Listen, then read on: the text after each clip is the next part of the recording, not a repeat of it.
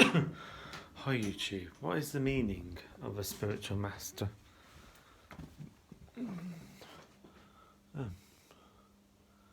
Make money online by watching videos. What's he watching?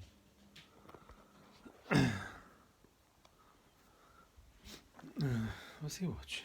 What are you watching? TV's on, what are you watching? I was just watching random stuff. So switch it off? Yeah. Okay. What was I saying? What is the meaning of a spiritual master? What does it mean to be a spiritual master? Got surgery with a haircut at the moment. And got surgery with a haircut. What does it mean to be a spiritual master?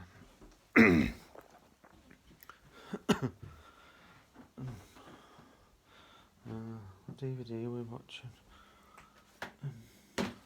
I'm wondering that DVD hasn't come as a...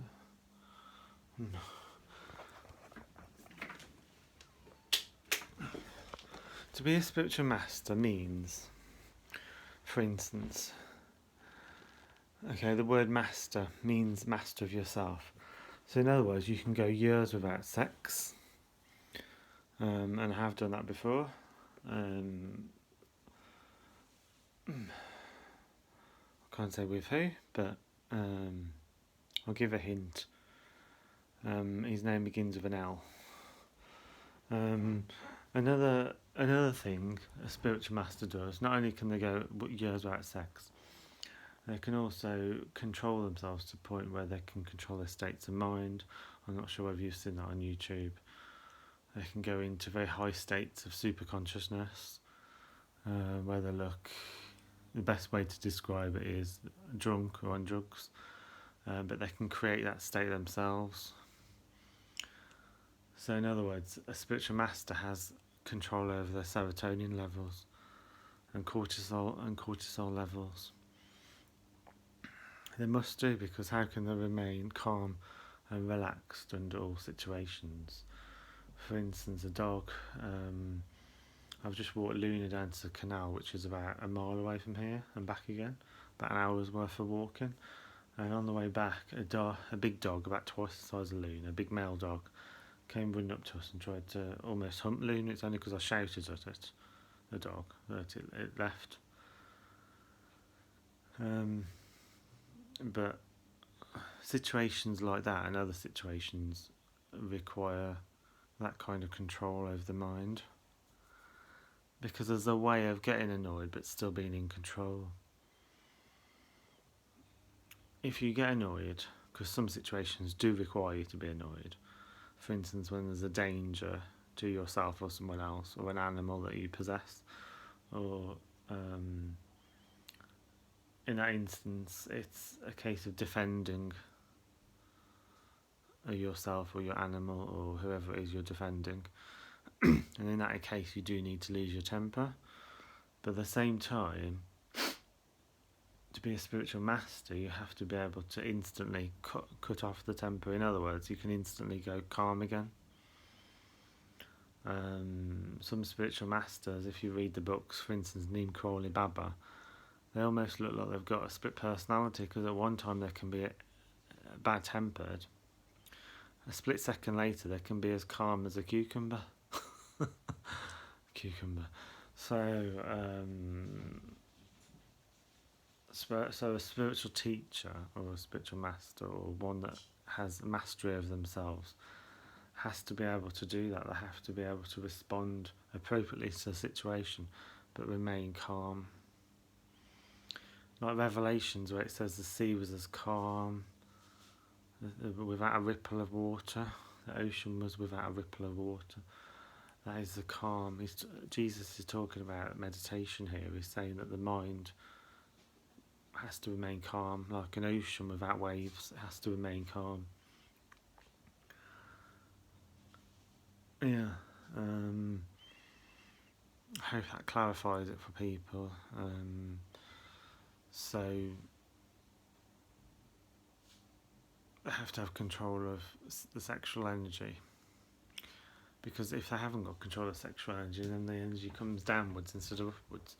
If the energy if they're in control of that energy, then the energy goes upwards towards God. If they're not in control of the sexual energy, then it goes downwards.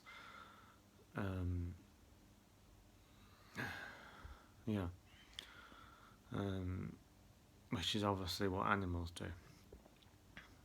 I'm not saying people shouldn't have sex. I'm just saying that they should be able to control it. So we should all try to find a way where we can control that energy, because it is only humans that have that control.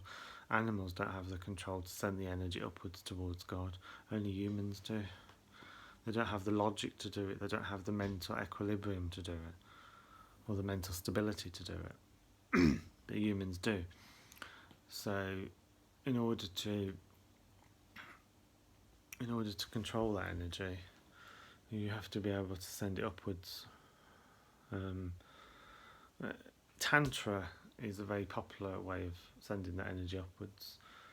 And everyone practices Tantra to some degree without even realising it.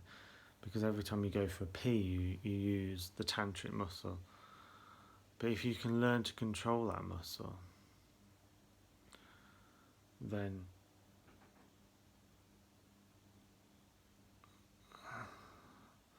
you'll have power over sexual energy.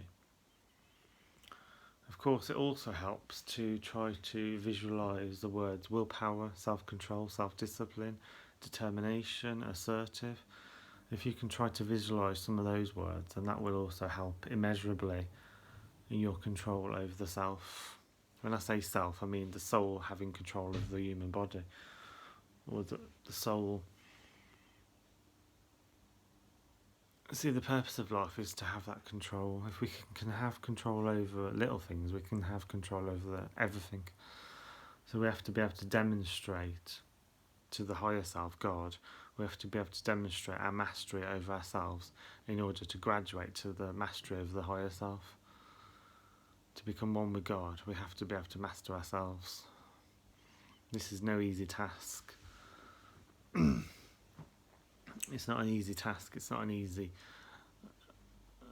Yogis describe it as walking on a razor's edge, because at any moment you can fall down.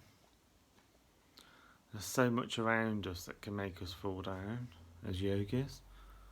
For instance, porn. Lots of different things. Alcohol, drugs, different addictions. Any of those things can make you fall off. That's why they say in yoga that meditation is like walking on a razor's edge or walking on a tightrope. You're trying to get to the other side, which is mastery over yourself. You're going from a place where you feel out of control, and you want to go to a place where you feel in control. And to do that, you need to walk across the tightrope, which isn't easy whatsoever. And every moment there's an opportunity to fall. If we imagine a fire on the floor, and a big height as well, then we will know how dangerous it is to fall. I'm not using these metaphors to scare people. I'm just saying that the soul needs to have mastery over itself in order to graduate to God, to heaven. Heaven is a place of self-control. Heaven is within the self. Heaven and hell you can experience here and now. You don't need to go anywhere to experience them. You can experience them here and now. Most people in their life have experienced hell, and a few people have experienced heaven. Not everyone's experienced heaven. Some people have spent their whole lives unhappy. Some people have spent their whole lives in hell. But there is a way to master yourself and to become one with heaven.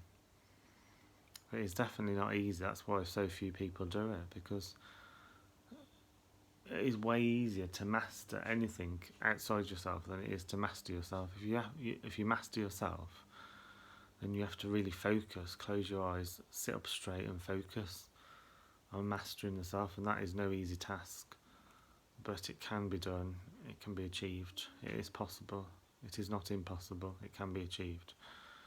through life force control, through pranayama, through Kachari mudra, through the Om mantra, through mantras, yantras, tantras.